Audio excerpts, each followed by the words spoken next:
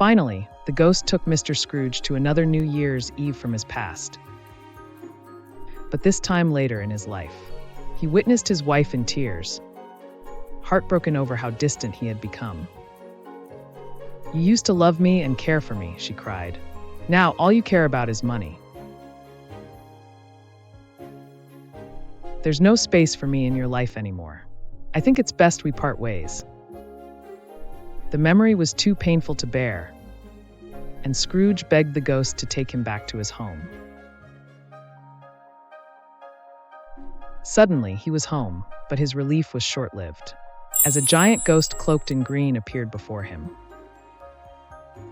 This was the ghost of the present New Year.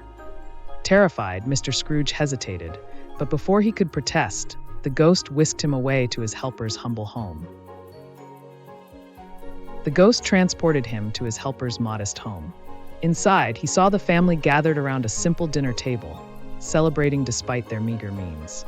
To his surprise, his helper expressed gratitude instead of resentment. "I'm thankful to Mr. Scrooge for giving me work," he said. "Thanks to him, we have food on our table." This unexpected appreciation struck Scrooge, especially since he had treated his helper harshly. Next, the ghost transported him to his nephew's house, where a lively New Year's Eve dinner was taking place. Scrooge observed the family laughing, eating, and celebrating together. To his astonishment, they had an empty chair saved for him at the table. "I wish Uncle was here with us tonight," his nephew said warmly. Scrooge was stunned. He had always assumed his family disliked him, but now he saw their affection and their desire to include him in their joy.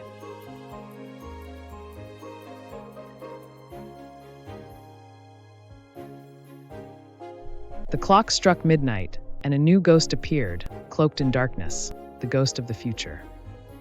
This apparition was more terrifying than the others and said nothing, as it guided Scrooge to a graveyard.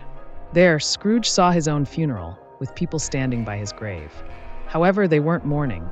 Instead, they whispered with relief and satisfaction. "Good riddance," they said. "Now we can finally live in peace."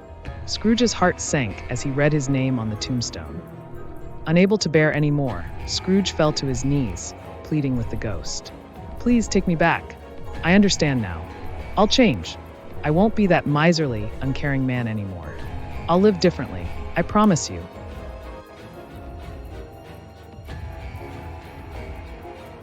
In an instant, Scrooge found himself back in his home. To his immense relief, the day wasn't over, and there was still time to make amends. Overjoyed, he leaped from his chair and ran into the streets.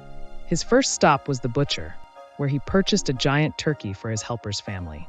Next, he bought toys for the sick boy and arranged for their delivery. Then he made his way to his nephew's house and joined the dinner he had previously refused to attend. That evening, Scrooge experienced genuine joy as he reconnected with his family. But he didn't stop there. He ensured his helper's son received the medical care he needed and treated the boy as though he were his own. Scrooge also began helping the poor and made an effort to be kind and warm to everyone he encountered. From that day forward, Mr. Scrooge was a changed man. He left behind his selfishness, bitterness, and greed, embracing a life of generosity, compassion, and love. And as the years went by, nothing in his life was ever the same again.